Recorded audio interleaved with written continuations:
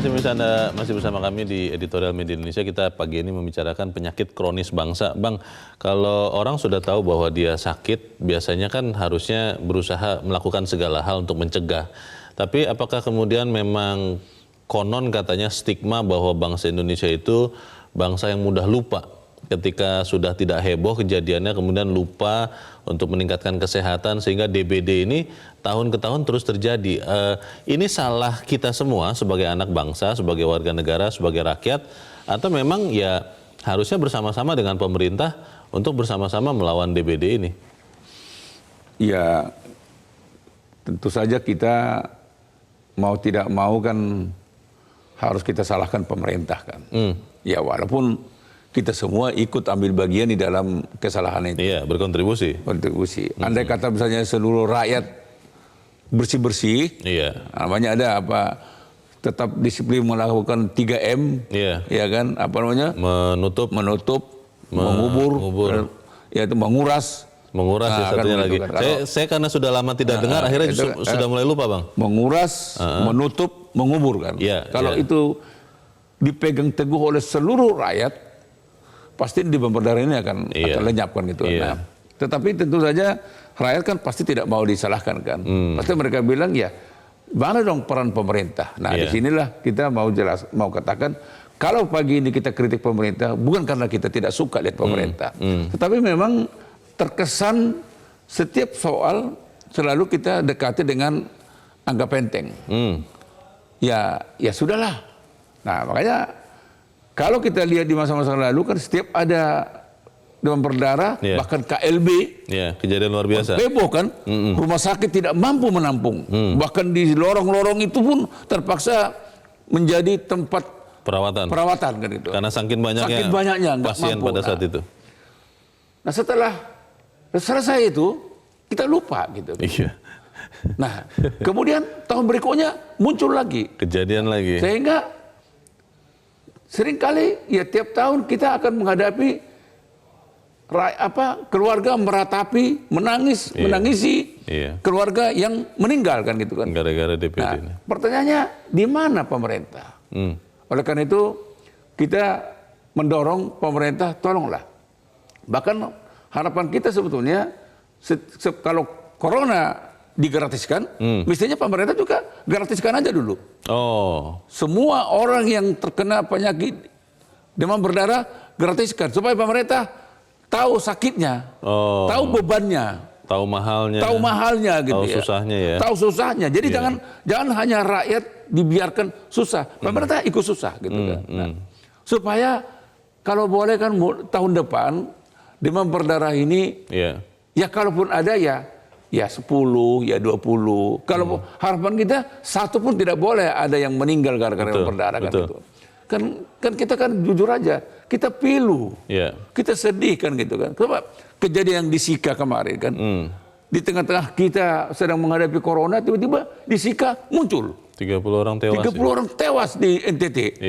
Jadi maka itu kita harapkan juga ya pemerintah pusat, ya gubernur, ya bupati, ya wali kota, ya camat, ya lurah, tolong berikan perhatian khusus untuk demam berdarah ini, seperti juga kita memberi perhatian khusus kepada corona gitu. Atau mungkin begini Bang, memang ya susah juga untuk kita tidak mengatakan bahwa bangsa kita, baik rakyat maupun khususnya mungkin pemerintah, itu memang tidak terbiasa untuk berencana jangka panjang. Kita hanya mendekati masalah itu spot by spot, peristiwa by peristiwa. Dan ketika kejadian luar biasanya sudah tidak jadi luar biasa lagi, sudah menjadi biasa, kita lupa sampai nanti tahun depan ada lagi kejadian serupa. Ini jangan-jangan memang sudah menjadi mental bangsa kita, Bang. Bagaimana, Bang? Ya, faktanya seperti itu. Iya. Tapi kita kan tidak mau juga bangsa ini dicap menjadi bangsa pelupa kan. Iya dong, Bang. Nah, kedua, Bung Leo, sebetulnya kan rakyat sebetulnya tidak terlalu berharap ketika misalnya ada KLB, lalu ada menteri datang berkunjung. Ada gubernur berkunjung, ada bupati. Itu tidak memerlukan itu. Itu ritualnya biasanya begitu, Bang. Rakyat, yang diperlukan rakyat, jangan ada lagi demam berdarah. Jadi supaya tidak usah ada di rumah sakit, rakyat tidak supaya tidak usah mengharapkan, dikunjungi. rakyat tidak mengharapkan ada kunjungan pejabat ketika rakyat didera oleh demam berdarah atau penyakit-penyakit lain. Dan itu buat rakyat bukan sesuatu yang membanggakan. Jadi jangan pula pemerintah menganggap kalau sudah datang menteri, datang gubernur, datang bupati, beres masalah. Beres masalah, enggak. Bahkan rakyat menganggap ngapain? Kita tidak mengharapkan kau datang, tapi tolong beban kami ini kau ringankan. Kalau kami sakit demam berdarah, jangan sampai kami juga dirawat di lorong-lorong, bahkan di tempat terbuka, pasang tenda. Ini kan. Maka itu menurut saya ya itu tadi terkesan oleh saya kalau sudah ada pejabat datang, sepertinya rakyat merasa nyaman. Enggak juga. Rakyat tidak mengharapkan kedatangan. Rakyat hanya mengharapkan tolong pemerintah atasi demam berdarah ini. Jangan lagi terulang tahun depan. Sama seperti pemerintah atasi banjir. Pemerintah atasi corona. Itu aja harapan rakyat. Atau mungkin begini ya Bang, saya sebenarnya tidak terlalu nyaman untuk membandingkan dengan masa dulu di Orde Baru misalnya Bang. Tapi kalau kita mengingat bagaimana kampanye masif, kampanye nasional, kita ingat dulu untuk kesejahteraan kita masih mengingat gerakan menabung Bang. Itu begitu masifnya. Lalu kalau untuk kesehatan, saya ingat betul seluruh anak sekolah harus senam pagi Indonesia, senam kesegaran jasmani, dan itu massal begitu rupa. Lalu di zaman yang tidak terlalu lama, menghemat listrik, saya ingat betul ada program matikan lampu atau matikan listrik jam malam hari, saya lupa jamnya karena sudah tidak terlihat lagi di TV di mana-mana. Untuk membiasakan kita tetap hidup sehat, menghadapi DBD atau menghadapi corona, kan harusnya ada kampanye masif seperti itu. Kenapa di tahun-tahun sekarang, di zaman sekarang ini, kok kelihatannya tidak dilakukan lagi Bang? Ya, zaman atau era reformasi sekarang ini kan, yang Bung Leo katakan tadi itu dianggap itu kuno. Oh, dianggap indoktrinasi? Indoktrinasi. Oh. Ini juga menjadi musuh bersama juga. Iya. Oleh karena itu menurut saya ya sebetulnya kan gini kan. Di daerah itu kan ada puskesmas. Iya. Ada posyandu. Masih ada ya? Ya, saya nggak tahu. Tentunya masih ada. Iya, harapannya masih ada ya. Harapan kita sebetulnya sekarang ini kan puskesmas itu mestinya di seluruh kecamatan, bahkan di desa, puskesmas itu juga harus menjadi rumah sakit RSUD kan gitu kan. Yang bisa juga menjadi rawat inap. Itu yang harapan kita. Sehingga memang dan dokter-dokter yang ada di puskesmas itu mestinya harus memonitor. Juga seperti yang Bung Leo katakan tadi, dia juga harus menjelaskan, membiasakan masyarakat supaya hidup sehat. Karena, itu jadi program dia. Karena ujung tombak terdepan itu ya, namanya juga pusat kesehatan masyarakat. Nah, dia juga harus sering mengundang kepala desa, ya lurah, ya camat, supaya juga menjelaskan kepada rakyat tetap laksanakan 3M. Menguras, menutup, mengubur. Atau terserah mana yang lebih dulu. Kan. Baik, masalahnya Bang, solusi yang paling konkret yang bisa kemudian memutus, kalau kita bilang ini lingkaran setan, mata rantai lingkaran setan, lupa atau tidak antisipatif itu, apa yang bisa kita lakukan, kita akan bahas di bagian berikut. Pemirsa tetap bersama kami, Editorial Media Indonesia, segera kembali.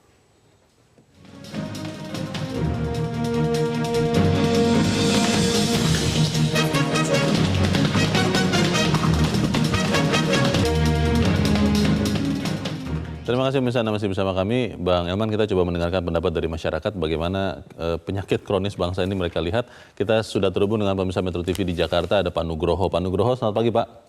Selamat pagi Bung Herman, selamat pagi Bung Leonard. Selamat pagi Pak Nugroho, silakan Pak. Angkat hari ini penyakit kronis bangsa Indonesia ini apa ya Pak? Oh, apa? Cuek. Ya, cuek. Jadi kalau belum kecepit pintu ya itu enggak sakit. Padahal sakit gigi. Oh, jadi harus terjepit dulu atau harus tangan dulu begitu ya Pak? Iya, jadi tanpa mengabaikan corona yang memang melanda dunia, tiba-tiba muncul demam berdarah. Tapi kita juga lupa, Pak. Berapa ribu orang mati karena narkoba hari ini. Iya juga. Iya. TBC. Iya. AIDS. Nah, kenapa? Karena terutama pemerintah ini, Pak ya. Ini autopilot, Pak. Rutinitas saja. Kalau tidak ada laporan, tidak bergerak. Sibuk dengan cari rezeki sendiri-sendiri. Jadi rakyat juga bukan tidak mau sehat, Pak. Rakyat ini mau sehat, tapi sebagai buruh-buruh yang pencari pemulung yang hidupnya dengan sampah itu bagaimana dia bisa bersih, Pak? Iya. Jadi masalahnya yang harus difokuskan adalah bagaimana pemerintah benar-benar inisiatif dan kreatif waspada untuk meningkatkan kesejahteraan rakyat ini, Pak. Iya. Kembali lagi masalahnya adalah korupsi, kolusi, dan penegakan hukum. Iya, betul. Jadi rakyat harus dibangkitkan daya juangnya. Kalau mereka sudah tidak memikirkan tiap hari cari makan di pemulung, ya pasti dia ingin bersih, Pak. Mana ada manusia yang ingin hidup bersih di tong sampah? Tidak ada, Pak. Baik. Terima kasih Pak Nugroho di Jakarta. Selamat pagi Pak. Di belakang Pak Nugroho ada Pak Bambang di Surakarta. Di Jawa Tengah, Pak Bambang selamat pagi. Ya, selamat pagi Metro TV dan selamat pagi saudaraku bangsa Indonesia. Selamat pagi Pak, silakan Pak, singkat padat Pak. Bahwa Cina dan Korea Selatan saat ini melaporkan adanya penurunan jumlah korban meninggal dan terinfeksi wabah corona, Mas. Ini kabar yang rodok menggembirakan. Di mana Cina dan Korea selama ini kan yang menduduki korban virus corona terbanyak. Di Cina, Mas, saat ini korban virus corona per 9 Maret 2020 ada 3.119 orang meninggal dan 80.700 terinfeksi. Sedang di Korea Selatan ada 50 orang meninggal dan 7.382 orang terinfeksi. Yang mengejutkan, Mas, ada di Italia, yaitu jumlah korban virus coronanya meningkat pesat, yaitu ada 366 orang meninggal dan 7.375 orang terinfeksi. Sehingga saat ini Italia telah menggeser Korea Selatan menjadi negara nomor 2 setelah Cina dengan korban meninggal dunia terbanyak karena virus corona. Kita tetap bersyukur, Mas, dan waspada bahwa saat ini di Indonesia ditemukan 19 orang terinfeksi virus corona. Saya juga agak mengkritisi dengan Pak Nugroho tadi, jangan kemudian serba menyalahkan kepada pemerintah Indonesia, termasuk kaitannya dengan demam berdarah. Ini kan sudah 50 tahun yang lalu sudah ada menjangkit di Indonesia. Nah, kemudian begini, Mas, saya memahami di sisi lain bahwa Indonesia dihadapkan dengan wabah penyakit tahunan demam berdarah, di mana jumlah korban meninggalnya relatif masih tinggi atau ratusan. Pada tahun 2017 saja ada 493, 2018 ada 344, kemudian di 2019 ada 917. Sejak tahun 68, Mas, bahwa wabah demam berdarah ini kan selalu menghantui bangsa Indonesia. Hal ini disebabkan oleh kondisi geografis. Oleh karena itu, Mas, kita mengharap kepada Kementerian Kesehatan, kita ini kan punya 9.993 puskesmas yang tersebar di seluruh kecamatan di Indonesia. Mari kita optimalkan puskesmas tersebut kaitannya dengan untuk menghadapi virus corona maupun virus demam berdarah ini. Baik. Terima kasih Pak Bambang di Surakarta, Jawa Tengah. Di belakang Pak Bambang ada Ibu Lia di Makassar, Sulawesi Selatan. Bu Lia, selamat pagi. Assalamualaikum. Waalaikumsalam Ibu Lia. Silakan Bu, pendapat Ibu singkat padat saja Bu. Saya sesuaikan judul editorial Pak ya. Kronis bangsa itu kalau saya pribadi itu ada 3 Pak ya. Pertama adalah sering saling menyalahkan. Saling menyalahkan. Ya, para pemimpin kita itu atau para pengambil kebijakan kita itu sering saling menyalahkan. Ya, mereka itu tidak bertanggung jawab, lempar batu sembunyi tangan. Ya, jadi mereka itu selalu bukan mencari jalan keluarnya Pak. Padahal seharusnya kan kita sama-sama ini. Untuk sesuatu kejadian itu harus yang gampang itu adalah mencari jalan keluarnya. Kalau mencari atau selalu menyalahkan itu tidak akan ada selesainya Pak.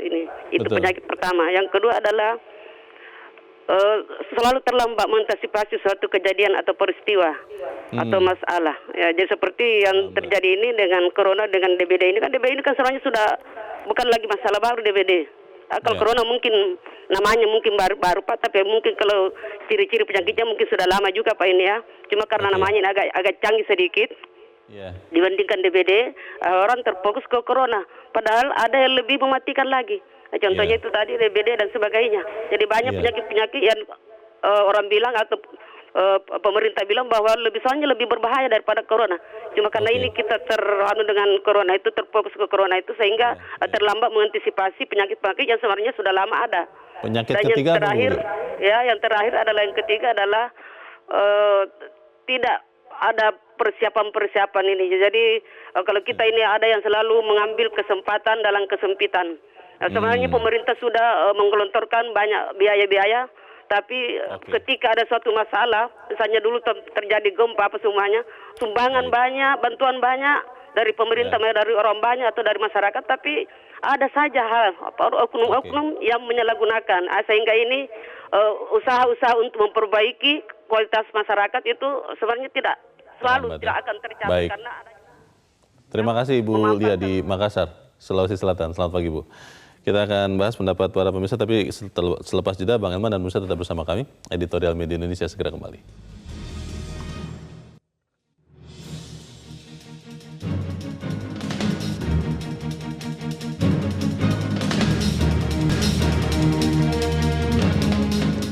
Terima kasih pemirsa Anda masih bersama kami. Kita di bagian akhir dari diskusi kita pagi ini. Bang Elman tadi ada 3 penelpon dan agak-agak berbeda pendapatnya, tetapi intinya adalah mengatakan bahwa memang jangan-jangan bangsa kita ini adalah bangsa yang cuek ya, atau abai katanya Pak Nugroho tadi. Bagaimana Bang? Iya, menurut saya sih apa yang diingatkan oleh Pak Nugroho pagi ini mudah-mudahan mulai dari presiden sampai bupati ikut mendengarnya kan. Iya. Karena penyakit abai itulah yang menjadi sumber malapetaka sebetulnya. Penyakit abai itulah yang membuat demam berdarah sejak tahun 68 hingga hari ini nggak bisa diberantaskan gitu kan. Karena rutinitas. Setelah demam berdarah nanti udah berlalu, ya mungkin juga di kalangan pemerintah udah lupa itu kan. Baru kemudian kejadian baru heboh. Baru heboh lagi, betul. Memang zaman Orde Baru saya masih ingat ya. Saya masih ingat itu betapa Presiden Soeharto dan Ibu Tin selalu care terhadap peran ibu PKK. Ibu-ibu PKK. Ibu-ibu PKK itu. Masih ada ya PKK Bang? Ya saya nggak tahu. Tapi itu ibu PKK ini kalau di tingkat kelurahan ketuanya Ibu Lurah. Kalau kecamatan Bu Camat. Wali kota ya wali kota. Naik terus begitu ya. Terus. Nah, ibu PKK ini kan itu kan apa? Ibu pembina kesejahteraan keluarga. Nah, itu sangat efektif mengajak ibu-ibu di desa, di lingkungan untuk bersih-bersih. Untuk jaga kesehatan, jaga makanan bergizi, cuci tangan, makanan bergizi, dan posyandu pun hidup. Jadi puskesmas hidup, posyandu hidup, rakyat sehat. Jadi sebetulnya sederhana zamannya Pak Harto itu sama Ibu Tin itu. Jadi Ibu Tin itu setiap ke daerah selalu fokusnya ibu PKK, ibu-ibu, ibu PKK. Nah, menurut saya itu sederhana kok itu, kosnya nggak terlalu rendah. Tinggal harapan saya, coba Presiden coba mulai tularkan lagi itu, hidupkan ibu-ibu peran ibu-ibu PKK, mulai tingkatan mungkin di departemen, di gubernuran, di kabupaten, wali kota, kecamatan, desa, lurah. Kalau itu dihidupkan Bung Leo, mudah-mudahan penyakit demam berdarah, penyakit menular ini bisa kita berantas tanpa heboh, tanpa kehebohan, dan nggak perlu dana besar, karena itu akan menjadi rutin kan. Tetapi efektif menurut saya. Kalau model-model kampanye nasional Bang, apakah memang di zaman sekarang, zaman now, zaman reformasi ini, memang sama sekali tidak bisa atau tidak boleh lagi dilakukan karena dianggap itu satu arah, indoktrinasi, atau memang melihat kondisi bangsa kita yang mohon maaf mungkin tingkat pendidikannya juga masih banyak yang belum cukup tinggi begitu, yang belum cukup baca, memang masih harus tetap diperlukan juga. Ya kalau menurut saya sih itu kan tidak indoktrinasi. Itu kan bagian daripada ajakan kan. Ajakan untuk sehat. Kan ini kan pemberantasan demam berdarah, corona dan sebagainya ini, TBC, itu kan tidak cukup hanya pemerintah kan. Harus bersama-sama dengan rakyat. Justru menurut saya tulang punggung utama Iya. ya adalah ketahanan keluarga. Betul. Kalau ketahanan keluarga itu bisa dibangkitkan, Iya. maka penyakit-penyakit menular ini akan bisa diberantas. Tapi kalau hanya mengandalkan perintah presiden, perintah menteri, perintah itu nggak mungkin. Dan mengandalkan undang-undang ketahanan keluarga katanya. Nggak, apalagi mengandalkan undang-undang ketahanan keluarga. Entah apa itu, entah barang apa saya nggak tahu itu.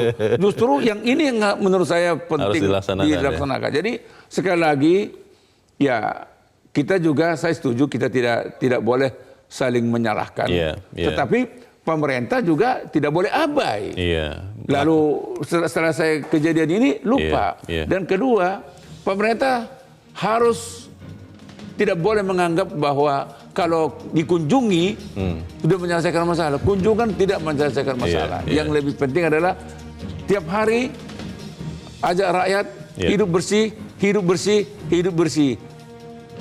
Menurut saya itu aja. Itu kuncinya. Itu kuncinya. Supaya kita tidak lagi punya penyakit kronis. Terima kasih Bang Elman.